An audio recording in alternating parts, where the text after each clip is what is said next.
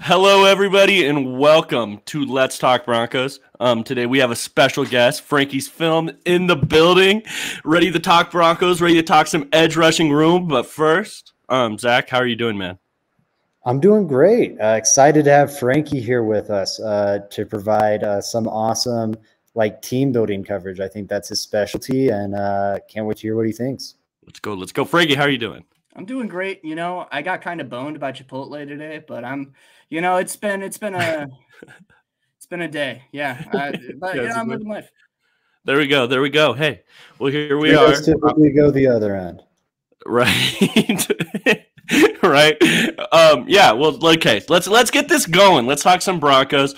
I will first want to start off, and I think the main topic for today's show is going to be the edge rushing room, and we want to talk specifically about the players in it now that we're past the Bradley Chubb trade. Obviously, we picked up a first-round pick in that, but it's over now. How does the Broncos edge room look right now? And that's where we have to start. So I guess we'll start off with Randy Gregory. And what are your guys' expectations for Randy Gregory going forward? I hope he gets to play. It feels like at this point it's kind of a question mark of when he'll be back. And I mean, I feel bad for Randy, man, because I've told Joey about this. That dude went out when we were 2-1. Him and Bradley Chubb look like one of the most wrecking forces in the league off of that edge duo ship, and now he kind of gets to come back and the team's kind of in shambles. And it's not like it's his fault, but I bet if he would have been healthy, there's probably a chance we scrape a couple more wins out of there. And it's I expect Randy to play at a great level when he comes back. I just, again, hope he can enter that offseason healthy really more than anything. I think at that point, it's kind of the team has a 14% chance to make playoffs. They're in one of the hardest conferences and divisions in the league. It's kind of time to start looking towards next year, and I hope that means playing it as safe as possible as Randy Gregory. Totally. I totally agree with you, Frankie. I think the main issue here is not just it's not what he is on the field. It's can he stay on the field, right? That's the biggest thing for Randy Gregory. Zach, what are your thoughts on Randy Gregory? Shoot, still muted. I think it's worrying, the injury stuff, undeniably.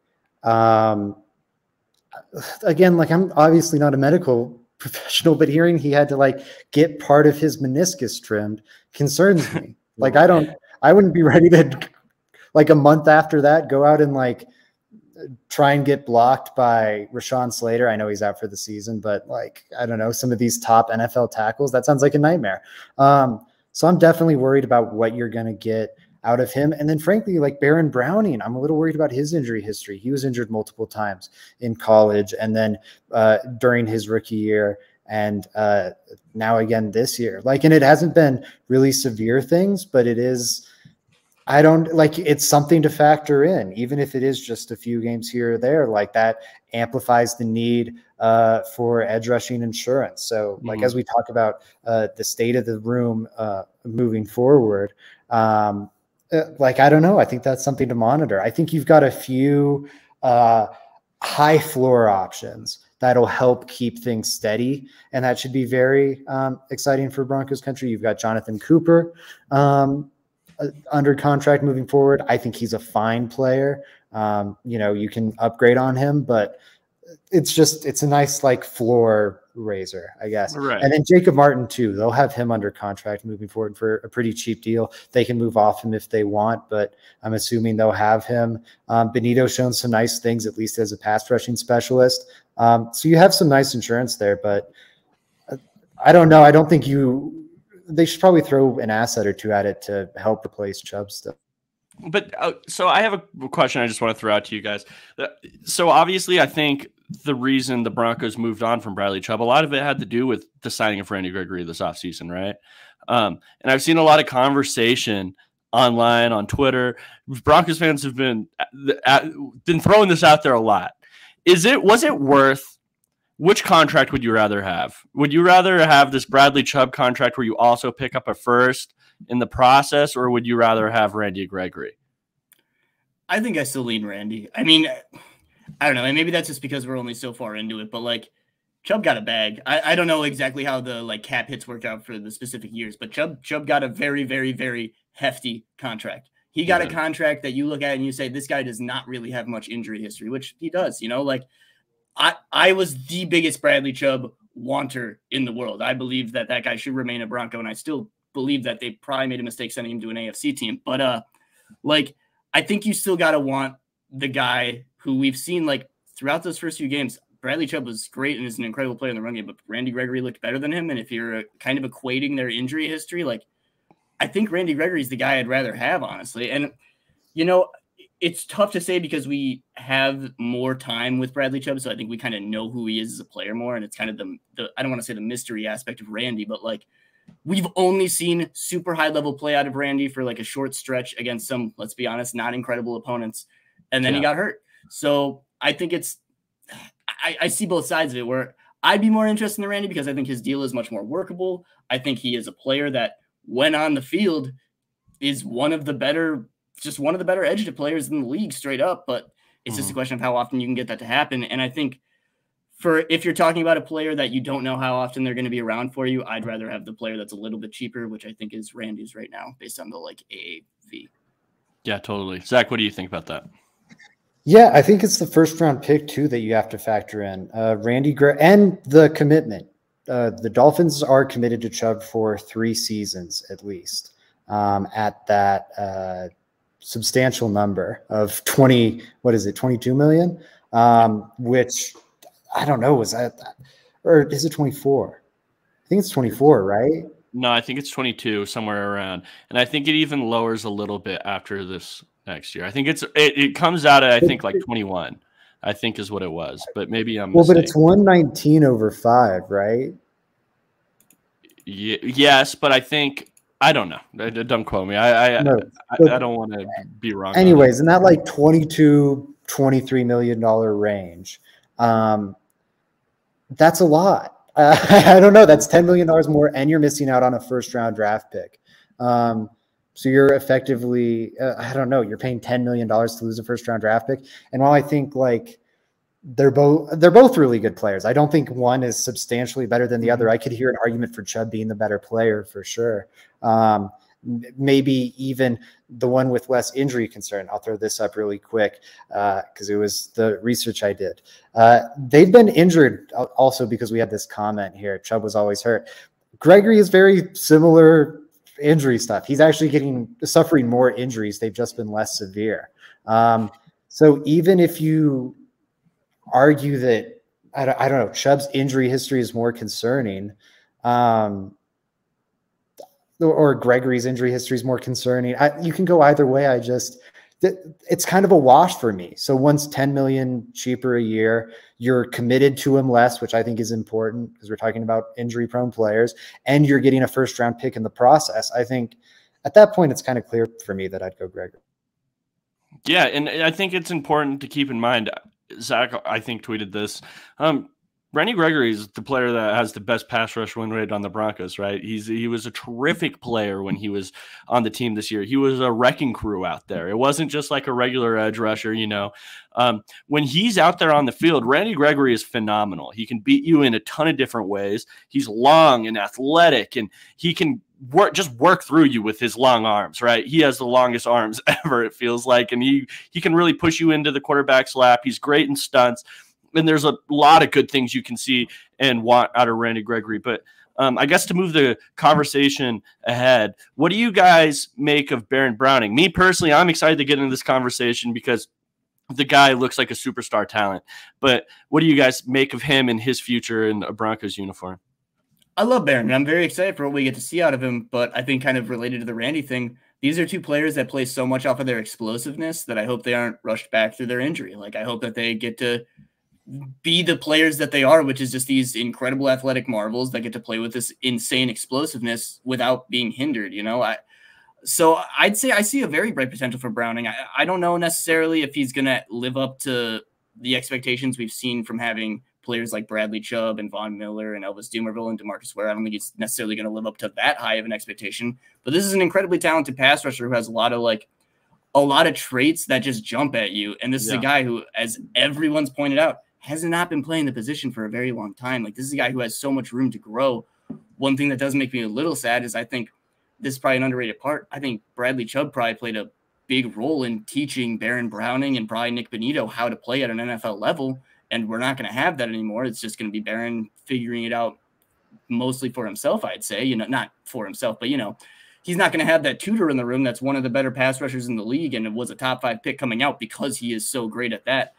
That I'm excited to see what we see out of Baron, but one thing that's a bit of a bummer is he's not going to get to be used in that pure pass rush role, kind of similar to Nick Bonitto, where it's like some of these guys, Zach put out a great thing the other day, like showing like how great these guys' pass rush roommates are. And a lot of the reason we see the guys like Baron Browning and Nick Bonitto have high pass rush win rates is they've been getting to rush on 3rd and 4th down where they know that they're going to be passing the ball. Like that's a big part of it. When you don't have a Bradley Chubb that's eating up double teams, that's a 3-down player. And I can't emphasize this enough because I don't think a lot of people recognize this. Bradley Chubb is one of the better run defenders off the edge in the entire NFL. It's not an argument. He handles his side of the field. There are not a lot of big runs when Bradley Chubb is on the field. That like you're going to see a struggle in that regard when you shift down to like a Jonathan Cooper, a Baron Browning, and a Nick Bonitto. I'm not saying those guys are bad at those roles, but like those are smaller guys that are going to get eaten up a little bit. Like those guys are very quick, but sometimes that leads to them being too far upfield and then the run ends up going right past them. You know, like these are issues we're going to see start to come up a little bit. And one thing that's been nice about Evero is he's had the flexibility to just play 4-down linemen a lot, or he's just played 5. He hasn't really had to dedicate a ton of resources to stopping the run. A lot of that is because they have players like DJ Jones, Draymond Jones, and Bradley Chubb. Well, they lost one of them now, you know? Yeah. Right. Zach? Yeah. Sorry, lost my train of thought there for a moment. Yeah, my parents are texting me. Sorry, that totally threw me off.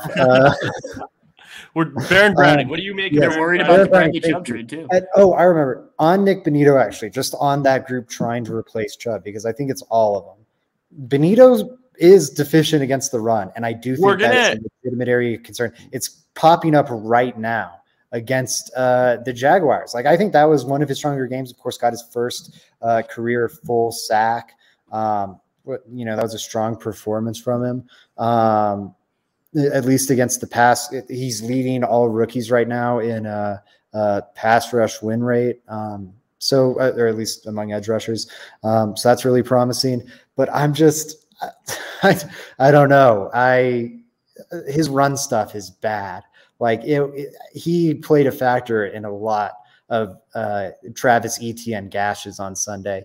And Joey and I have talked about it off air. That might be something he's always deficient in throughout his career. So finding someone who can help step up on those early downs, maybe it's Baron Browning showing continued growth there. Maybe it's Jonathan Cooper showing he can be like a true mauler in the run game. And you can have him be kind of the early down rotational guy and Nick Bonitto, that later down rotational guy. But I don't know. You spend a high 2nd round pick on him. You need to see some growth against him again.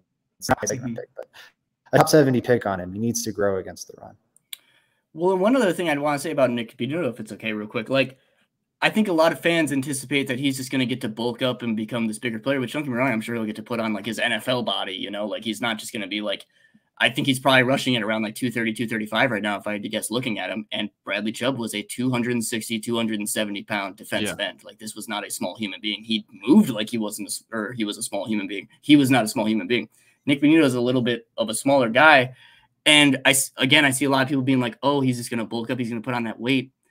A lot of Nick Bonitto's game is based around him being faster than the opposing tackles, being so agile and quick off of these steps that you don't necessarily want to see a guy like that add 20 pounds. You don't want to see him.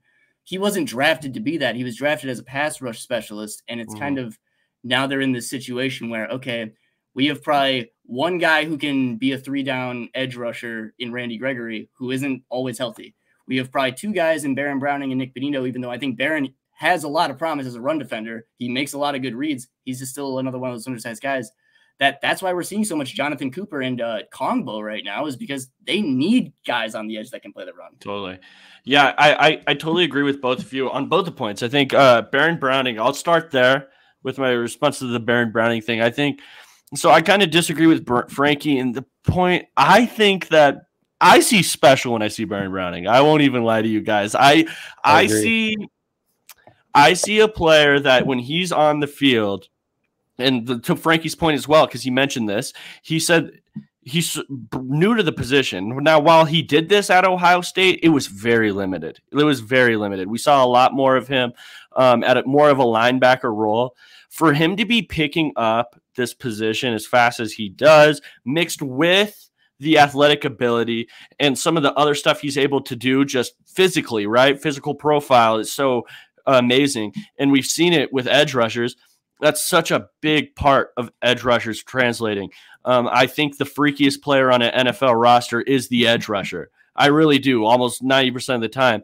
And Baron Browning fits that mold exactly. We've seen it, and he's doing it, I think, without exactly knowing what he's doing fully yet. That's why I think with just more years and more seasoning, Baron Browning is going to become a really, really good player for this Denver Broncos team. The main thing is just, can he stay healthy? Because we've seen it now. Both years he's been in the league, he's had injuries, and he needs to stay healthy, which is obviously a concern. It's a big reason why people are saying that the Broncos should have traded Bradley Chubb, right? So you can't just ignore one and then validate the other. You have to you have to play both sides there. You have to say that injury concern is an issue. So I don't know. I think Baron Browning is going to be a really good football player. I don't know if you guys have anything to add on to that. No, I'm with you 100%. I think he's got like a crazy high ceiling. I think he's a really, really remarkable talent. I think he's really got everything you want in the toolbox. He's not the biggest guy, but I don't think he's like Benito gets bullied some in the run game. I don't think it's not that level with Browning. I think he's still a strong player, and he can set an edge if he has to. I could see him being a 3-down edge for sure. And a really good one at that. Like I could see, I think he has an all-pro ceiling. I won't predict it, but like if he makes an all-pro team at some point in his career, and that's hard to do with how many good edge rushers there are, I wouldn't be surprised. He has Von Miller stuff. I don't think Cody reminds me quoting him on this. Cody, of course, does a lot of film stuff himself. Been watching the Broncos for a long time. Has said to me multiple times, if you just erased everyone's memory for a minute and threw 58 on Baron Browning, people would think he's Von Miller. And maybe that's a little rich, but I think it goes to show how elite Baron Browning is. And I have a hard time disagreeing with Cody with what little flashes we've seen, given how inexperienced he is at the position. Like as he gets reps, I don't know, the sky's the limit for him. Who knows if he'll develop? But if he can put it all together, he's going to be a very special player. So we have a comment in the chat here, and it's from Wayne. And Wayne says, I think the double team blocking will be an issue for Gregory and the rest. I don't see them handling it as well as Chubb did. Do you guys have an opinion on that? So this is kind of an interesting point just because I think this almost falls more on Evero and how he'll adjust to losing Bradley Chubb. Because I think one of my favorite things that we've seen out of Evero, and telling that like you can look at like the graphs of pass rush win rate and double team stats and stuff, like this Broncos team faces a ton of one-on-ones. I don't know what the number is on, but he has to set them up for the most like one-on-ones with quality guys too. I mean, I think that's the thing. Like Bradley Chubb, Baron Browning is a known commodity now as a pass rusher. Draymond Jones is very good. DJ Jones is very good. Those guys all get a very low rate of double teams. And that the only reason for that is because of the simulated pressure looks that Evero is sending constantly, the different variations of alignments that he's putting. Like we see Draymond Jones lined up all over the place. And it just like that. I do agree that I think there is going to be a definite issue of guys might have a bit more ability to kind of, we can focus in on this guy opposed from having, being able to focus on Chubb. But even while Chubb was here, Chubb was getting double teamed at like a pretty low rate for how successful he was. I mean, you look on the graph of like, it was like him, Myles Garrett, I forget who the third guy was, that are just like absurdly in that upper right-hand corner of like, they get double teamed a lot and they still win a lot. Bradley Chubb was more towards that center of like, this guy wins a ton and probably should be getting double teamed more, but he doesn't. And that's because of Evero. Right. Yeah, it goes back to, I think, what unlocked the Rams defense down the stretch last season. The Rams defense wasn't that dominant unit all season. For people that maybe aren't following certain resources as much as I know you guys are, what really unlocked some of that Rams defense down the stretch was you saw them starting to throw middle linebackers up in the A gap, and the opposing offensive line has to respect that. And all of a sudden, rather than facing a 4-man front, you're facing a 5-man front, and you're getting isolated matchups across the board. It's kind of an oversimplification, but it works. And when you see how guys like Alex Singleton and Josie Jewell and Jonas Griffith have been pass rushing, frankly, they've all impressed me. The offense has to respect it, and you're going to get isolated matchups, even when you have, as Frankie just listed, a bunch of talented players, all of whom should probably be getting double teamed. And I think that's what is kind of the solution to what Wayne's laying out here. Yes, Chubb was getting them double teamed the most of anyone on Denver's line, and he was doing a really good job handling it. No one's getting double teamed a whole lot on this line. They are isolating matchups for everyone, again, to Frankie's point. And so I don't think the impact would be that severe, even if there is a drop off from Chubb to these other edge defenders in that regard. Yeah, especially I guess just a take off from that penny defense we've been seeing from the Broncos, where it's just, we got 5 up front, we have a linebacker behind. Just it isolates blockers, right? We got 5 on 5. That's pretty much what it is, and it's been working phenomenally. It really has, especially when the Broncos have had the talent. Like, that's something what's going lost here. The Broncos have a ton of talent in this defensive front right now. Man, do they. Especially with Bradley Chubb when he was in the mix there. We had a rotation at edge. We had Draymond Jones. We had DJ Jones. Mike Purcell is a player. They had a really, really solid front, and isolating 5 of them, absurd. Like, you're going to do really good stuff with that. And he's evolved it past what the Rams were doing last year. Like, the Rams was that we're going to bring that linebacker up into the A gap, but he's doing like wild stuff, and it's so fun. Oh my God. The Broncos and Cowboys, I think, are the two, probably the 2 most fun teams to watch in the NFL right now in terms of like the crazy, wacky stuff they're doing. And you're seeing, like Frankie listed out the obvious starting front of Draymond, DJ, Gregory, and Browning. And that's your bread and butter. That's sweet. But you're going to still see funky packages, even without Bradley Chubb, where it's like Nick Benito. I bet you're going to see at some point between now and the end of the season, probably you're going to see it a fair bit.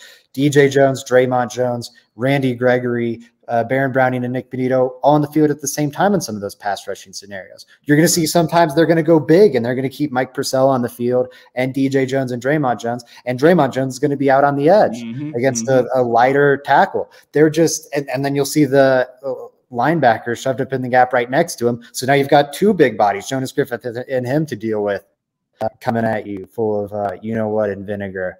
And I just, I love Ejiro Evero so much. I hope they can find some way to keep him after this step. I feel like there's no way, because him and Hackett are such good buddies. I don't think he's going to get a head coaching job this year. It's so hard for defensive coordinators to get head coaching jobs. I think, like, even with Raheem Morris last year, it was like, well, let's see him do it one more season, and it hasn't really worked out this season. I don't think he'll get the job. Guys like D'Amico Ryans and Jonathan Gannon are kind of ahead of him in line, and I don't think you're going to see 5 defensive coordinators get hired, but I do think he's probably a defensive coordinator elsewhere next season, and it breaks my heart because I love his defense. Yeah, man.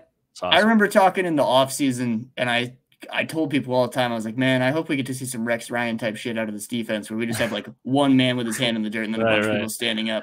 And then week 1, Ejiro Evero just called me and was like, I got you, brother. And he's just been doing that ever since. Like, it's the penny front, like you mentioned, like we're seeing so many different like pressure looks from the linebackers. K'Wan Williams has been an excellent blitzer this year. Like, there is just so much. And I kind of agree with what you're saying, where like I don't know if he necessarily gets a head coach job next year. Like, as you said, he's a defensive coordinator. The NFL is super horrible about hiring anyone from, a minority background, sadly, because they just suck. And yeah, I mean, so I think that he probably gets an opportunity to be a defensive coordinator elsewhere if Hack gets let go. But man, it is very disappointing because he has done some amazing things with this defense. And you really see like, wow, like, oh my God, you have a cat in the background. I know. I just had to say that, cat. I'm so sorry. No, it's fine. I love it so much. It honestly just distracted me. But yeah, I'm just like, that dude has done everything I could have asked for and more. And like, it sucks to lose Chubb. I think one of the biggest disappointments I've had is that like the one of the best ways that Denver was generating pressure throughout the first 4 weeks of the season was through just a twist with Bradley Chubb and Baron Browning, where Bradley would be lined up over the guard. He would go out, grab the tackle up, and then Browning would wrap around inside. We won't get to see that pressure look anymore. So I'm a little bit sad about that. But I think what Zach's saying about being able to put Draymond out on the edge, play big, do a bunch of different things. Matt Henningsen's been playing good as a depth option. Like Deshaun Williams has been, at times he's been good. At times he's been kind of poop. But, you know, like there's still a lot of quality to this defensive front. And I'm excited to see how Evero kind of handles the challenge of not having arguably the best player.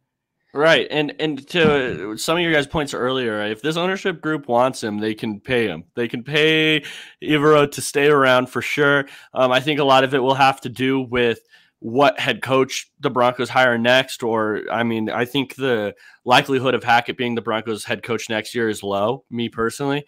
But, I mean, if he somehow turns this boat around, I guess, and we figure it out. But anyways, moving the conversation along. Okay, go ahead, Zach. I have a couple quick Evero points really quick. One, I'm not worried about him finding solutions because he's nothing if not creative. Two, I'm optimistic about the chance for him to stick around. You look at, I think, again, the two most likely candidates for that job are going to be Dan Quinn and Frank Reich. Dan Quinn has had the lessons spelled out for him multiple times as a head coach, like focus on head coaching and you need a defensive play caller under you, because whenever he was defensive play calling in Atlanta, the defense kind of backslid. I think he could be a good head coach. I'd honestly be fine with the hire, or a good retread head coach, but I don't know. I think he would be open to having a defensive play caller under him, and maybe you can keep Evero. If it's Frank Reich, I forgot about that. Frank Reich came to Indy with a defensive coordinator he did not hire, and he made it work because he recognized that Matt Eberflus was a good coach. So I'm optimistic he could do the same with Evero if the ownership group is going to pay him enough to keep him around. Mm-hmm. So going back on the conversation about the Broncos edge rushers, I think there's one last guy that really seems like he's a big piece of the Broncos edge room going forward, right? And that's rookie Nick Bonitto, obviously taken with the 64th overall pick, second round of the University of Oklahoma. I want Frankie's opinion. Do you think this is a player that can play every down going in the future, or do you think he's more of a pass rush specialist? I'm not sure, honestly. Coming out, I honestly wasn't super high on Nick Bonitto, and that's not anything against him. The edge class last year was just super good, and I'd say Nick Bonitto is kind of more of a guy that you look at and you notice the traits, but you don't necessarily see, I don't know. But throughout this rookie season, he's shown a lot more stuff than I anticipated, honestly. Like the win he had against Cam, oh my God, I can't think of his name. The left tackle for the Jaguars last week. He had a very nice win against him. He played Robinson. Yep, Cam Robinson. And that's a good left tackle. He had some good wins against that guy that weren't just him being literally faster than the tackle, where that was a big issue I saw out of him in his Oklahoma take. A lot of his sacks, a lot of his pressures were just him being literally more fast than the Big 12 tackle he was facing. Not every big tackle or Big 12 tackle is going to the NFL. So it's I don't know if he can become a 3-down guy ever. I think it kind of relates back to what I said earlier, where it's you're kind of playing the game of which do you prefer. He's a very light, athletic freak, twitchy guy who you do not want to lose that ability, turning him into, the not average, but all around player doesn't necessarily have the benefit when you're losing out on what could be a very plus pass rusher, and there's a world to have good pass rushers. I'm not saying he can't be a 3-down guy. I'm just saying he might not be the guy you necessarily look towards, but you don't necessarily care. I think he can be a guy that you just kind of use rotationally, especially with us having him on his rookie deal. I think this team would be well served to kind of go get a veteran guy in free agency this upcoming offseason, which there are probably going to be plenty. I mean, there were plenty this last offseason when you look at guys like Arden Key, who got picked up. Justin Houston was a free agent that ended up going back to the Ravens. I think they can find better guys suited to play a 3-down role, but Nick Bonitto can still be a very quality player as that pass rush specialist, mainly because I just don't want to see him forced to strip down his traits that are already quality in favor of we want you to be what we think you should be, Okay. Zach, what is your opinion on that? Do you think Nick Bonitto is a 3-down player going into the future? I think there's a path where at some point in the future he can be a 3-down player. I don't think his run defense is maximized. I think you can keep, because Frankie's totally right. You don't want to ruin what makes Nick Bonitto great, because then you just kind of have an average player. Right now, he could be a really nice pass rusher. And like, I don't think you want to give that up and make him like an average pass rusher so you can be like a subpar run defender instead of a bad run defender. Like, that just doesn't make sense to me. But I do think there's a world where I don't think he'll ever be like a great edge setter. I think he'll always be deficient there, but I don't know. I don't think he has to be a complete liability there. Like Malik Reed was never a good run defender, and he played, started like 30 games for the Broncos. Obviously it wasn't ideal and it hurt the team and everything, but I don't know. I think he can be functional as a run defender and a good enough pass rusher that with where the NFL's going, he can be a 3-down player. I don't know if I'd bet on that. I probably envision him more as like a really awesome pass rushing specialist, his career projection. But I don't know. I could see it, I guess. Yeah, Bonitto's ceiling to me has been Hassan Reddick. And like, interesting. There you go. that's how I like that a lot. I like that a lot. Hassan Reddick's great, and he's a guy that is very, very good at rushing the passer and creates a lot of quality opportunities from that, and gets paid handsomely for it. But is he a guy that you necessarily want out there every down defending the run? Maybe not, unless he's not part of that Eagles defensive front that just eats people alive. Yeah. So my opinion, I'm with Frankie in that I wasn't a huge Nick Bonitto fan in the NFL draft coming out of Oklahoma. I wasn't. To me, if I were going to take a guy that early, right, because he was always projected to go somewhere in the second round, even where they got him, I thought it went later than where most people had him mocked. I thought Nick Bonitto was kind of a one-trick pony in the way that I had never thought that he would be able to stand up in the run. He just never felt like he had the body for it, especially that lower half, right? That's the biggest part. The biggest part is, can you hold up? Can you hit a man, and can you stay still? Is an offensive lineman going to drive you back 3 yards, or are you just going to get turned out of the play? Are you going to get tossed around? And you know what? I still kind of feel like Nick Bonitto is a pass rush specialist in my mind. I really do. I think that he is going to be a very good pass rush specialist at that, though. I think that there is a value for that. If there's a guy that can come in and get you sacks on third down, like, why wouldn't you want that? Especially in the Evero defense where we're going to see 3 edge rushers on the field at once. The edge rusher is a rotation. You're going to have multiple of them in a game. Like, it's not just, these are our 2 starters. These are the 2 guys that are playing the entire game. No, we go all the way 4 deep in our edge room. And that it's going to continue to go that way. So I do still think there's a value to Nick Bonitto, but is that someone I want lining up for the majority of snaps on my football team at the edge? I'm not so sure. That's where I get a little hesitant. But yeah, that's all I have on Nick Bonitto. You guys have anything else to add on to that? He's not an edge setter, but I do think he's a really slippery player that can make plays in the backfield still against the run. Yeah. So I think he can find wins that way. And while I agree he probably ultimately is a pass rushing specialist, I think to your point, there's a ton of value in that. Like, we just talked about Randy Gregory and how valuable he is, and all the injury prones and concerns and all that. Having a guy that, yes, maybe he's deficient against the run, but there are ways to scheme around that. He's not an ideal 17-game starter, but if Gregory goes down and you go to Nick Bonitto, who, like we're all saying, is maybe a really good pass rusher but deficient against the run, you can game plan around that to 3-4 games. And it might not be the best version of your defense, but it could get you through a Randy Gregory absence while keeping that pass rush afloat. And there's definitely value in that. Think about that 2015 defense where you had Shaq Barrett and Shane Ray coming off the bench. And I think the rotation of those guys let all those players play to their best ability. 1,000%. Yeah. Cool. Well, guys, I think that's it for today. We were kind of hit on their 3 main pass rushers that really play a piece in the Broncos' future, right? That being Randy Gregory, Baron Browning, and Nick Bonitto. All young players, all promising, all have some things going for it. What's up, Frankie? Have you watched Jacob Martin at all? I haven't watched him. I haven't watched Jacob. I guess that's a player that we should have hit on. I haven't watched Jacob Martin. I'll say this. He's generated. So I haven't. I watched one game of him. Went back and watched his game against the Broncos. He's gotten a pressure every game of this year. He generated like 40 pressures last year as a starting linebacker for the Texans. I view him like he's a fine reserve player. He's better than Malik Reed. It's kind of like that's kind of my. That's solid quality. Again, I was like that trade was pretty nice to me. Like giving up a fourth to get a guy that you can have solid depth for, special teams option that might be able to stick around next year. I like that trade.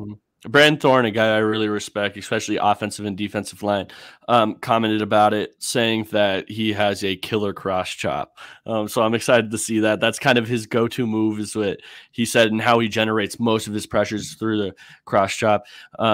But anyways, guys, I think we hit on our main pass rushers that we wanted to hit on today.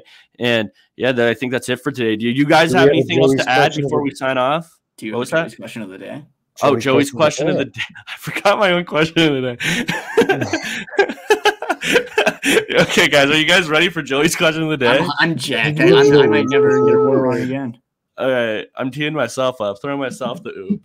All right. Hey, Joey, what's the question?